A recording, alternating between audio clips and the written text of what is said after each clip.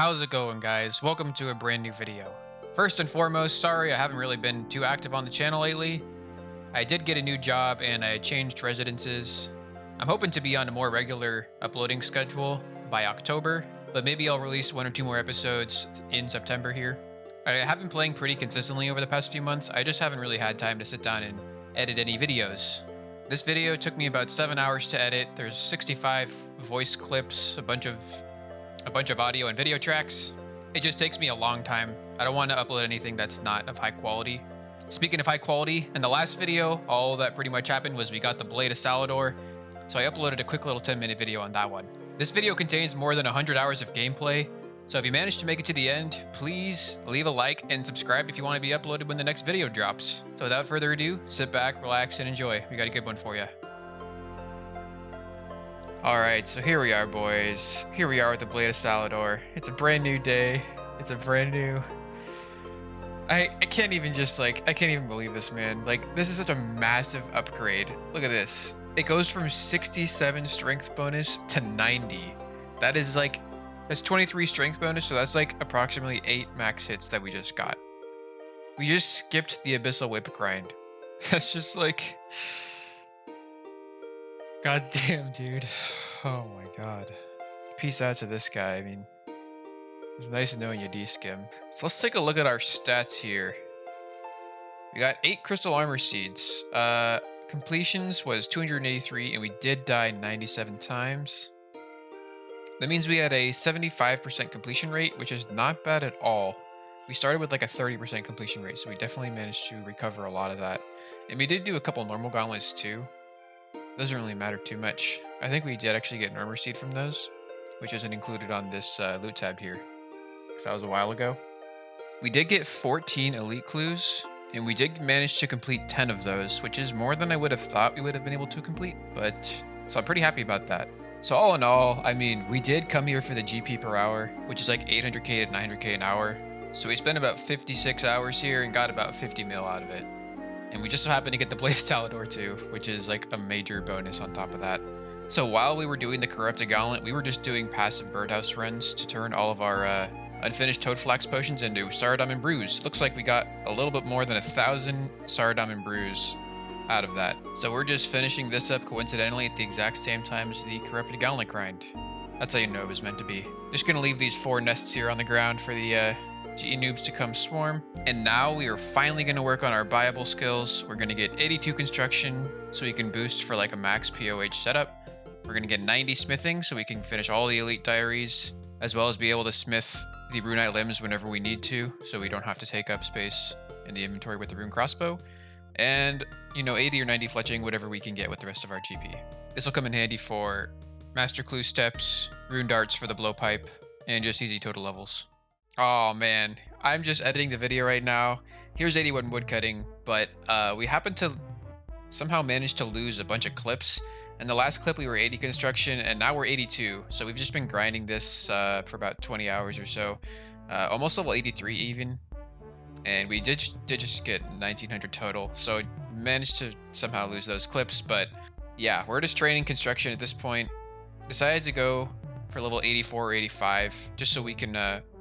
with level 85, you can plus 3 boost with the T in the house for master stashes, which is just super convenient. No, I missed the level. There's level 83 construction though. I don't even know if we got anything. Probably got a bunch of stuff that you do on every level. So we do find a lot of crystal implings while we're doing this construction grind. These DDSs are worth 35k each.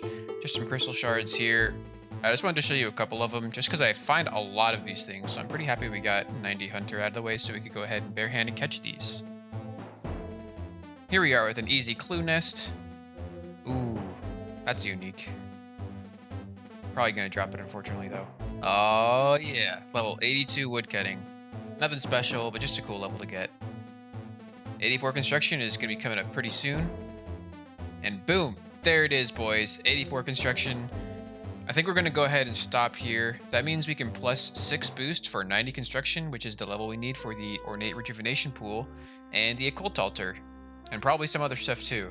But we do need 10 anti-venoms for this. There are a couple ways you can go about getting those. One of the ways that would have been a lot better to do that I unfortunately wasn't really thinking of when I should have been is to get 10 magic roots and turn those into antidote plus plus and then turn them into anti-venom. But instead, I think what we're going to do is go ahead and kill Zora because he does drop 10 of those.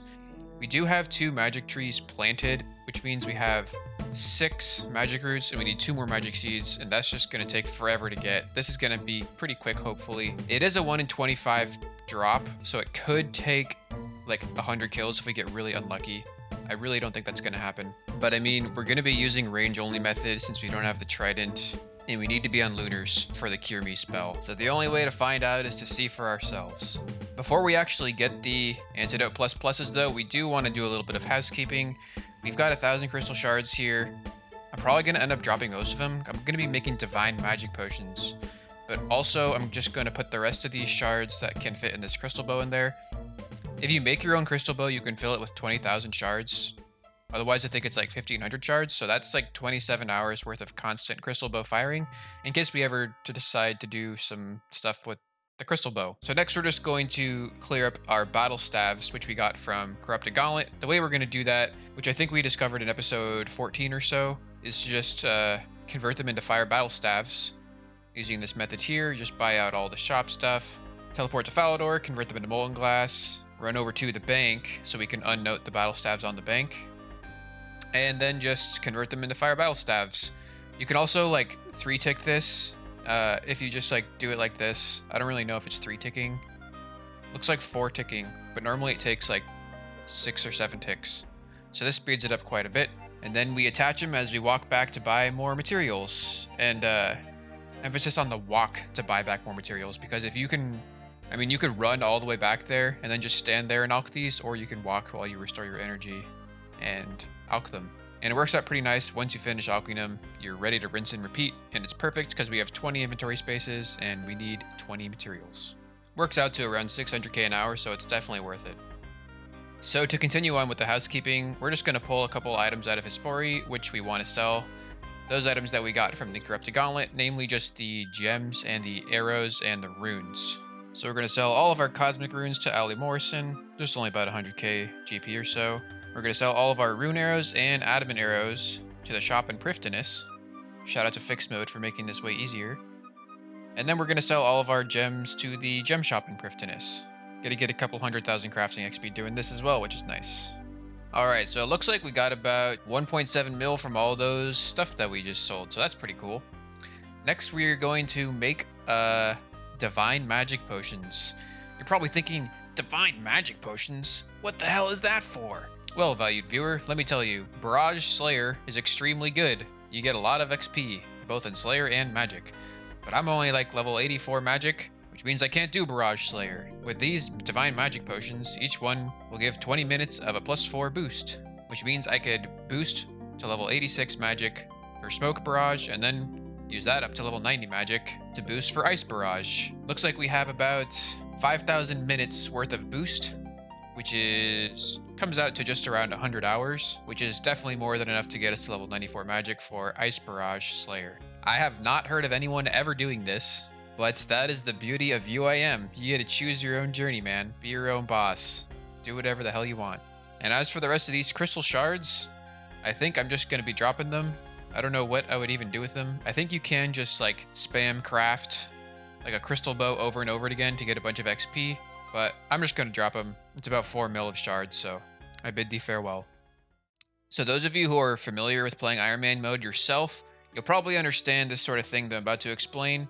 For example, let's say you need to fletch a dragon dart for a master clue step, and you don't have the level for that, so you want to train fletching, but you want to train fletching efficiently, so you want to do broad arrows. Broad arrows cost GP, so you want to get efficient GP. Efficient GP would be something like thieving, and you don't have the thieving level, so you want to train thieving. You haven't done the feud quest yet to unlock efficient thieving, so you go do the feud quest. So the way that it looks like is that you're doing the feud quest in order to unlock dragon darts. So the difference between Ultimate Iron Man and normal Iron Man in terms of what we just talked about is that Ultimate Iron Man have to do the same thing but on a bit more microscopic level.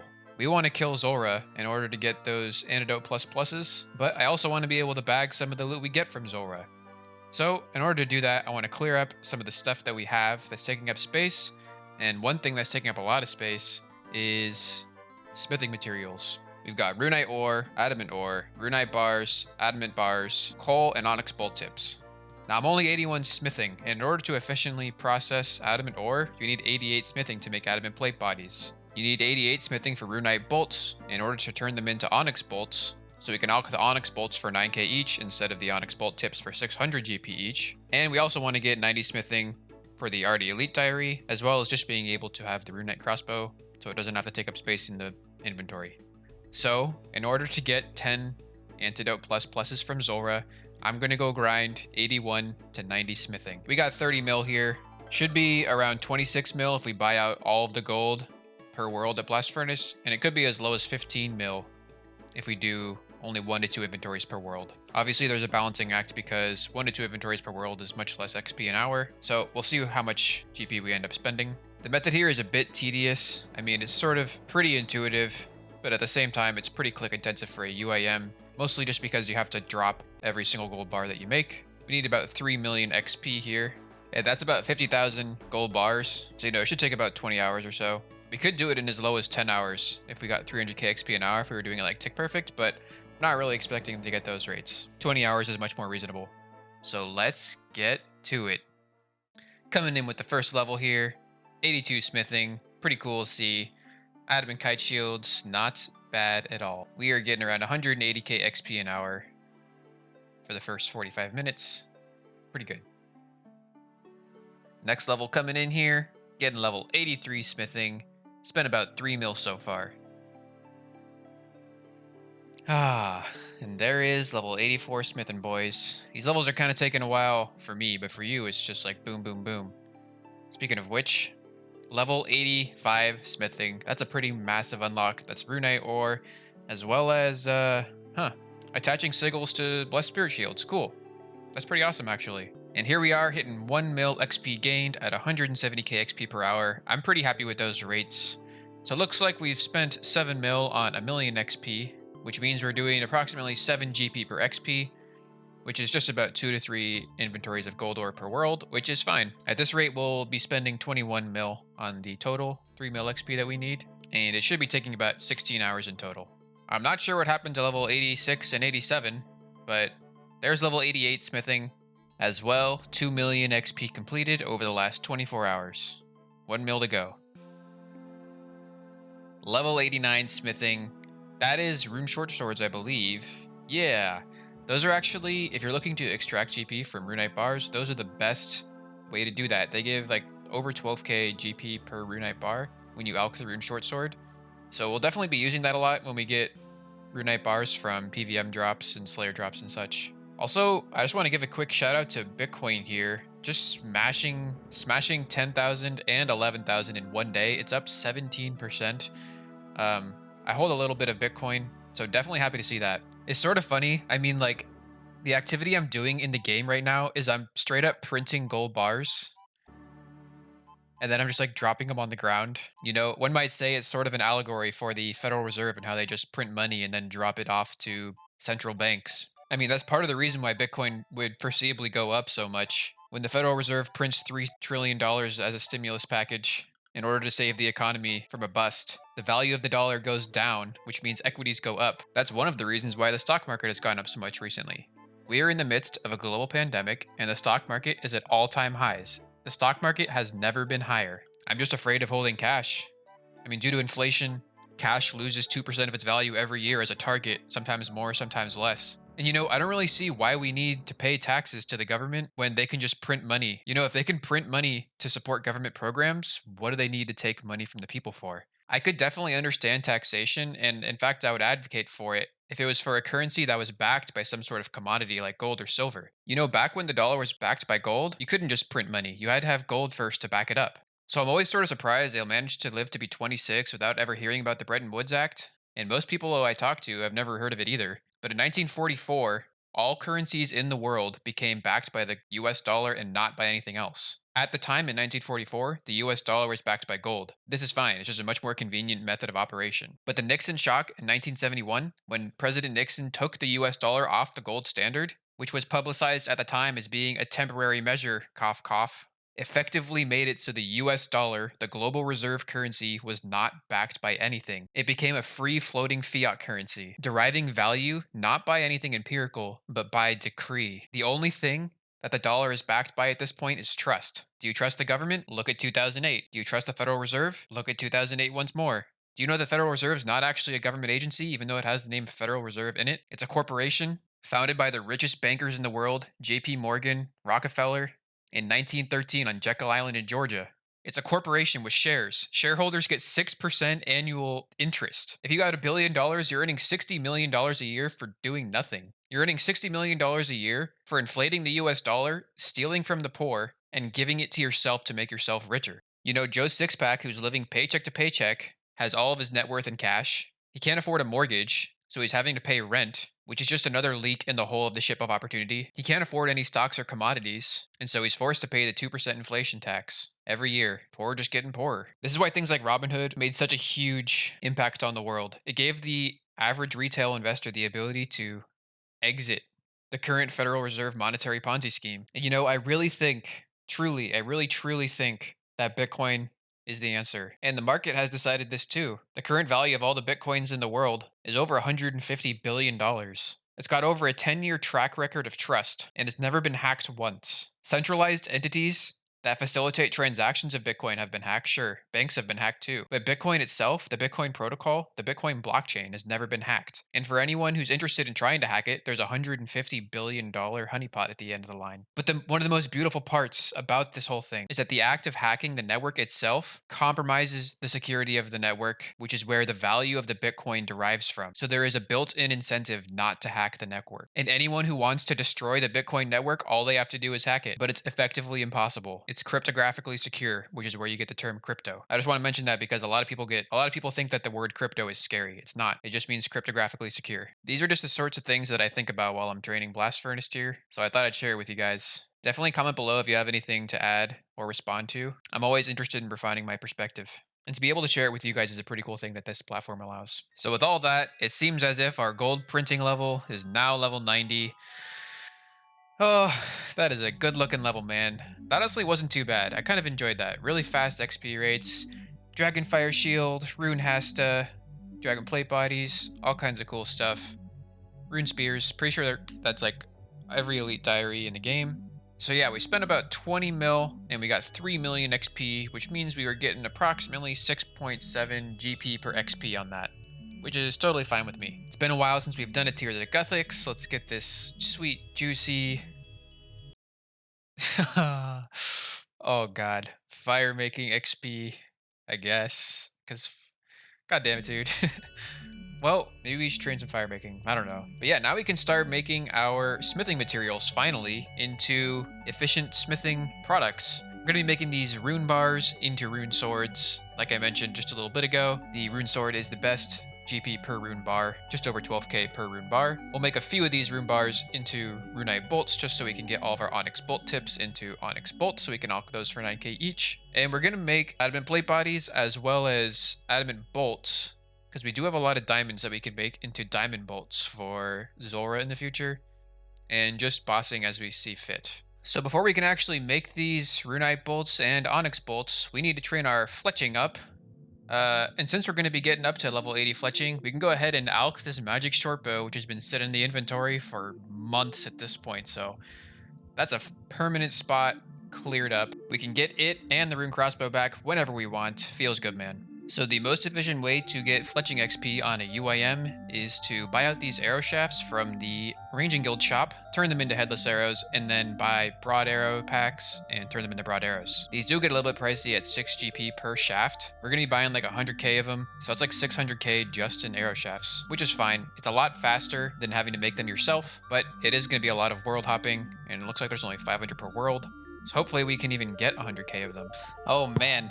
Okay, well I just hopped every single world and we managed to get 80,000 arrow shafts. Figured out I needed 160,000 in order to get 81 fletching, which is the level for rune darts, which is an elite clue step. Figured that's a good place to stop because that also unlocks onyx bolt tips and everything else we need.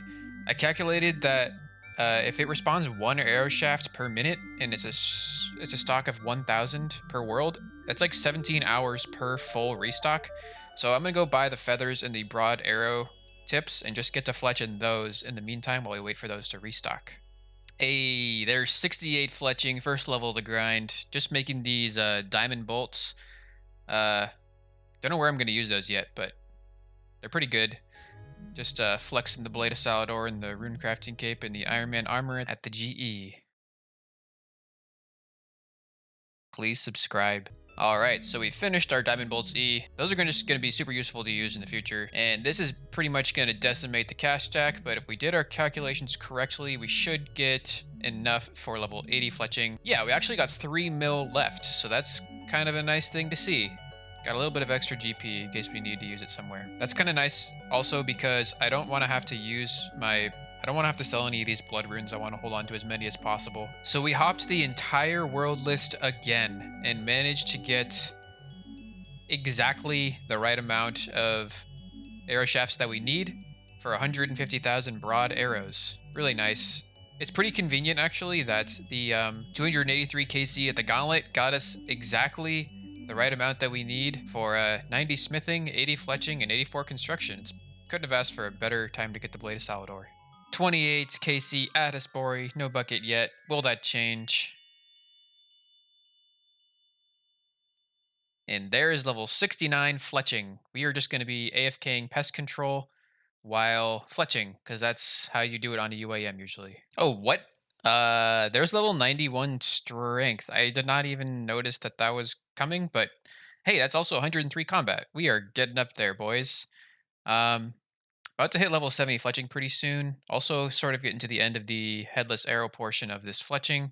And then we can move on to the broad arrow part, which is way faster XP. And there's level 70 fletching, boys. You longbows, pretty sure that's a Candor and Hard Diary requirement, but don't quote me on that. All right, 985 commendation points. And we are now done with all of the headless arrows, which means we are halfway done with this grind. And we should have 2,000 points by the time it's done.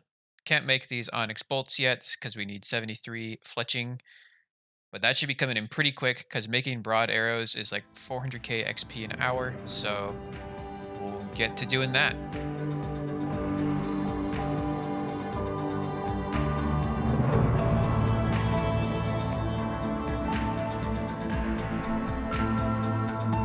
That's the Onyx bolt tips levels, boys. Gonna get about 1.7 mil out of those.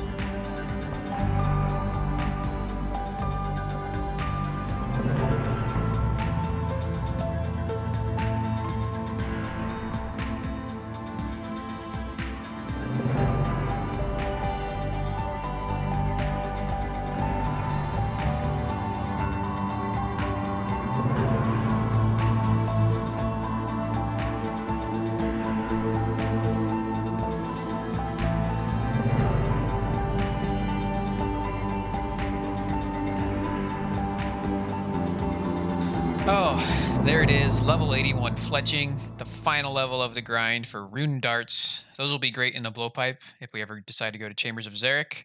Oh god, we are finally done, man. That was a bit of a grind. That was like 15 hours of fletching and pest control. Pretty cool. We finally made all of these. Kind of cool we were able to get all of the buyables that we needed done from the Corrupted Gauntlet grind and also simultaneously get that Blade of Salador. Yeah, I mean, we made the arrows here. Pretty sure we can't actually do anything with them though, so I'm just gonna drop those. The only thing I could think of would be the AFK Nightmare Zone with the Magic Shortbow imbued, but I don't really want to hold on to them, so just gonna drop them. Managed to get 1960 pest control points.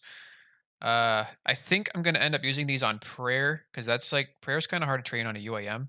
But if we use them now, as you see, we'll get 144 XP per point because we're only 70 prayer. But if we wait until we're like upper 90s, we'll get double the amount of points. Um, the points aren't really like burning a hole in the shop. They could sit there for as long as they need to. I think the cap is 4,000 points. So maybe if we hit 4,000 points in the future, we'll have to spend them. But this is the amount of XP we'd get if we did it now. And that's the amount of XP we would get if we waited until we were 98. So I think I'm just going to have those points sitting in there. Rather than getting 2 prayer levels now, we'll get way more XP later on in the account. And I think later me will be thanking present me for doing that. All right, so it's finally time to get the Zora grind going. Hopefully we won't have to kill more than 20 or 30. This is our setup, pretty basic, just like Fire Wave with a range switch. Um, I just took a sip of ranging potion. Blade of Salador is not, can't put it in the bag because it's untradeable. I don't even know how this is going to go. This is my first Zora kill in like forever. Got the regular anti-poisons just so we can cure the venom that way. Uh, Probably not going to get this kill just because I'm so rusty. God damn it, dude. I just remembered that we need recoils for this, so this is not going to work. Gonna have to rearrange the whole inventory to make some more recoils. But you know, we do have this Ring of Wealth on currently, and there was a reason I decided to get that. It's for the Arduin Hard Diary. You can actually kill Gorax for the Dragon left half. Dragon Square Shield left half. It's a 1 out of 325 drop rate, which is way better than you can get for any other thing else, pretty much. Also, he drops the Dragon Spear at a pretty good drop rate because there's a couple Dragon Spear clue steps as well. Rather than just wasting the time I spent getting that Ring of Wealth, I'm going to go ahead and use it and then go to Zora just to like, because it probably took me like 20 or 30 minutes to get that Ring of Wealth made. So while I've got it here, before we do Zora and make the recoils, I'm just going to go kill some Gorax to get the Arduin Hard Diary done. Nice little hard casket from Gorax. So we ended up killing around 300 Gorax without getting the shield left half. And I was just like, you know what, man? I've been wanting to kill Zora for like weeks now. It's been like hundreds of hours skilling, like, 90 smithing, 80 fletching, 15 hours of pest control, all this stuff. I decided to go ahead and just get it naturally through Slayer later on in the account. And so before we go ahead and start Zora, the last thing we're finally going to do is build this Occult Altar so we can switch to the Lunar and Standard Spellbook, because we're going to be using Cure Me for Zora. So boom, there it is. Occult Altar, baby. That is like one of the biggest possible upgrades you can get in your account. Switch between any spellbook you want at any time. Got all these little guys floating around on the altar. It's a beautiful time. Yeah, that wasn't too bad. That was pretty good for being range only too. We could have done a lot better. Wait. What? Are you kidding me? How rare is that? That's our second kill. Dude, that is sick, man. I'll take that. We just we just spent like 4 hours trying to get that from some other guy. Wow. Okay. I'm pretty happy about that. That's like really awesome because I think on my main I went to like 90 Slayer without getting one of those things for the freaking diary. So I think I'm just gonna go make that real quick and get that taken care of. Yeah, according to the wiki, it's 1 in 7,000. So yeah, I'll take that 8 days a week. So how much is this thing again? 700k.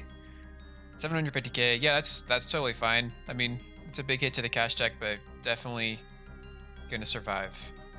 So I want to be really sure I'm doing this right, because we might not get another chance to do this in a long time. So you have Smith and Mithril Plate Body near Ardoin and Smith and Dragon Square Shield in West Ardoin. Let's go ahead and do the Mithril Plate Body first. Okay, yep, that one's done. So now, how do we do this one? Use it on the anvil. Okay, yeah, just put it on the anvil.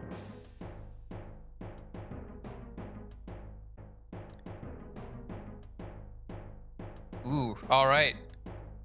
We are up for the task to do it. Yeah. Boom, there it is. Dragon Square Shield, man. That is actually some pretty sick fashionscape for a UIM. It's actually storable, I think, for like a master clue, but you need a split bark plate body. So we don't have that right now. I'm just going to store it in our shield slot for now while we do Zora. It's only got -2 range bonus, so that's not too bad at all. Probably worth it over the damaged book. Yeah, so let's head back to Zora and see if we can get those antidotes.